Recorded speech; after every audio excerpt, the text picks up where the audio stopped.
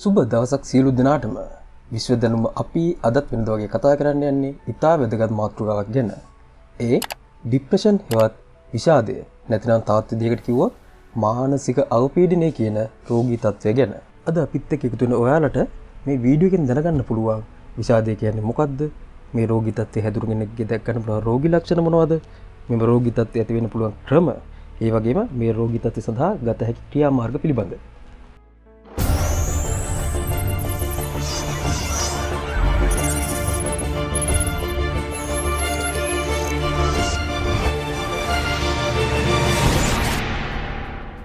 දැනට ලෝක සෞඛ්‍ය සංවිධානයේ දත්තවලට අනුව ලෝකයේ මිනිසුන්ගෙන් බිලියන 280ක් පමණ මේ ડિප්‍රෙෂන් කියන විෂාද නැමැති රෝගයෙන් පීඩා විඳිනවා.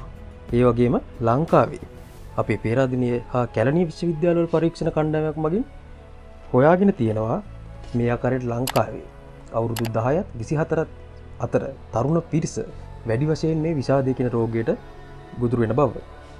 ඔයාලට දැන් තේරෙනවා ඇතිනේ මේ ડિප්‍රෙෂන් කියන රෝගී තත්ත්වය පිළිබඳව අපි කතා කළ යුතු මාතෘකාවක් කියලා. හොඳයි. විෂාදය. මොකක්ද මේ විෂාදය කියන්නේ? ලංකාවේ වැඩි පිරිසක් තාමත් මානසික රෝගයක් වෙමින් හිතන්නේ පිස්සු කියලා. විෂාදය කියන්නේ පිස්සුවක් නෙමෙයි. අපි සරලව හඳුන්වනවා නම් විෂාදය කියන්නේ කෙනෙක්ගේ මනසේ දීර්ඝ කාලයක් තුළ පවත්නා ශෝකී බවයි. විෂාදය ඇති වෙන බොහෝ හේතු වන්නේ මානසික වශයෙන් ඇති වෙන වේදනාවයි. ඒ වගේම අපිට විෂාදයේ කොටස් තුනකට බලා ගන්න පුළුවන්. මද විෂාදය, සාමාන්‍ය විෂාදය සහ දරුණු ගණයේ විෂාදය කියලා. මෙම කොටස් තුන රෝග ලක්ෂණ පෙන්නුම් කරන ලබන ආකාරය අනුව කොටස් වලට බෙදා වෙන් කරගන්න පුළුවන්. අපි දැන් බලමු විෂාදයේ පවතින පුද්ගලයෙකුගේ දැකිය හැකි රෝග ලක්ෂණ මොනවද කියලා. නිින්ද නොයාම ගන්න පුළුවන්. අසුභවාදී අදහස් හැම වෙලේම එන්නේ මට බෑ, මට කරගන්න බැරි වගේ අදහස්. ආත්ම විශ්වාසය අඩු වෙනවා. තමන් ගැන මට මේ වැඩේ කරන්න පුළුවන් විදිහ බෑ. හැම වෙලේම තමන්ට මේක බැරි වෙයි කියන එක තමයි හිතේ තියෙන්නේ. ඊළඟට අපිට ගන්න පුළුවන් අනාගතය පිළිබඳ තියෙන අසුභවාදී අදහස්. මට අනාගතයේදී මේක මේ විදිහට කරගන්න බැරි වෙයි. මගේ ජීවිතේ මේ හිතන විදිහට යන්න බැරි වෙයි.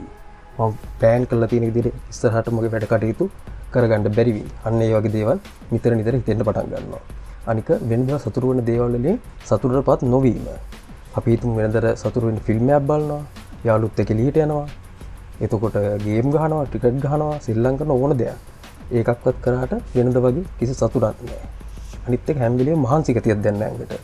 ඇඟ පොත නිකන් ජිම් ගිහිල්ලා අපි කියන්නේ ජිම් ගියාට පස්සේ රිදෙනවා වගේ කියන්නේ. අන්න ඒ වගේ මහන්සි ගතිය නිතරම දැනෙනවා. ඊට පස්සේ කෑම අරුචිය. ඊළඟට තමයි මේ ගොඩක්ම දක්නට ලැබෙන්නේ මේ විෂාදයේ පුද්ගලයන්ගේ හේතුවක් නොමැතිව නිතර ඇති වෙන ශෝකී ස්වභාවය. මේක තමයි ගොඩක්ම දක්නට ලැබෙන්නේ. ඊට පස්සේ ගන්න පුළුවන් මානසික ඒකාග්‍රතාවය අඩුයි. මානසික ඒකාග්‍රතාවය කියන්නේ අපිට මොකක් කර දෙයක් කරද්දී ඒකට මනස යොමු කරන්න අමාරුයි. වෙන වෙන තැන්වල හිත දුවනවා. ඊළඟට මේක දරුණු ගණයකටපත් වුණාට පස්සේ මේ විෂාදය කියන රෝගේ සියදිවි හානි කරගන්න තත් කරන්නත් පුළුවන්. එහෙම ජීවිතේ නැති කරගත්ත ඕන තරම් කට්ටිය ඉන්නවා. ගොඩක් අය හිතන්නේ මේ මානසික ගැටලු නිසා තමයි විෂාදය ඇති වෙන්නේ කියලා. නෑ, ඒක වැරදි. අපිට ජාතකීය හේතු නිසා විෂාදයේ තත්ත්වය ඇති වෙන්න පුළුවන්. ඒ විතරක් නෙමෙයි. ඔබ දීර්ඝ කාලයක් තිස්සේ යම්කිසි මද්ද්‍රව්‍ය පාවිච්චි කරන්න පුරුදු වෙලා තියෙනවා නම් ඔබටත් මේ විෂාදය කියන රෝගය වැළඳීමට අවස්ථාවක් තියෙනවා.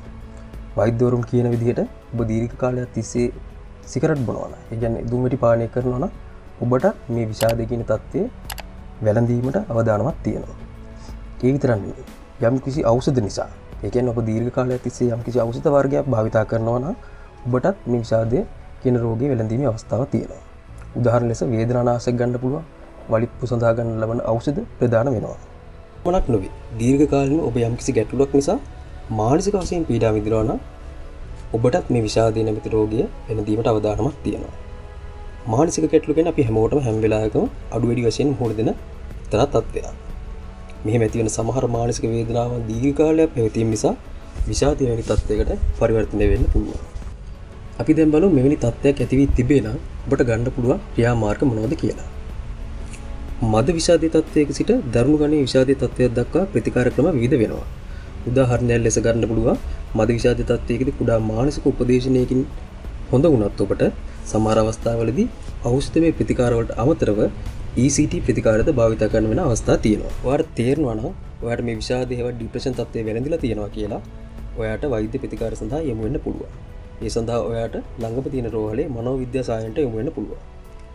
මේ බෙහෙත් ගන්න එකෙන් කරන්නේ ඔයාගේ මොළයේ වෙනස් වෙලා තියෙන රසායනික ක්‍රියාකාරීත්වය නැවත යථා තත්ත්වයට පත් කරන්න උදව් කරන එක. ඒ වගේම ඔයාලට මේ බෙහෙත් වෛද්‍යවරයා පවසන කාලය ඉවරන තෙක්ම නොකඩවා භාවිතා කරන්න මතක තියාගන්න ඕනේ. ඒ වගේම ඔයා යම් මත්ද්‍රව්‍ය දීර්ඝ කාලීනව භාවිතා කරනවා නම් ඔයා ඒක අදම නවත්තන්න ඕනේ. මොකද මේ මත්ද්‍රව්‍ය භාවිතය නිසා ඔයාට ඇති වී තිබෙන මද විෂාද තත්ත්වය දරුණු ගණයේ විෂාද තත්ත්වය දක්වා වර්ධනය වෙන්න පුළුවන්. ඒ වගේම ඔයාට බෙහෙත් දැනට භාවිත කරනවා නම් ඔයා දැනට විෂාද සඳහා බෙහෙත් භාවිත කරනවා නම් ඒ බෙහෙත් වල ක්‍රියාකාරීත්වයද මේ මත්ද්‍රව්‍ය නිසා අඩපණ වෙන්න පුළුවන්. තවත් ඔයාට පුළුවන් දිනපතා ව්‍යායාම කරන්න, ක්‍රීඩා කරන්න. මේ වගේ තත්ත්වවලිනුත් ඔයාට තියෙන විෂාද තත්ත්වය මද විෂාද තත්ත්වය නම් ඒක මග අර ගැනීමට උදව්වක් වෙනවා. ඒ වගේම ඔයා මොකක් හරි විනෝදාංශයක් තෝරාගෙන ඒකට හිත යොමු කරන්න පුළුවන් නම් මේ විෂාදය කියන රෝගී තත්ත්වය මග අරගන්න ඒක උපකාරී වෙනවා. හොඳයි. ඉතින් මම හිතනවා අද අපිත් එක්ක සම්බන්ධ ඔයාලා මේ විෂාද කියන රෝගය ගැන තරමක් දුරට දැනුමක් ලබා ගන්න ඇති කියලා. ඒ වගේම මම මතක් කරනවා ඔයාලගේ යාළුවන්ට නෑදෑයන්ට මේ වීඩියෝ එක බලන්න ෂෙයා කරන්න කියලා. ඒ වගේම මේ වගේ වැදගත් වීඩියෝ වලට බලා ගන්න ඕන නම් අපි subscribe කරලා තියාගන්න කියලා කියනවා. subscribe කරාට මදි bell icon එක click කරන්න. මේ වීඩියෝ එක like එකක් කරන්න, share කරන්න.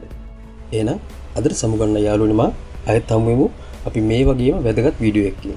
සුබ දවසක්.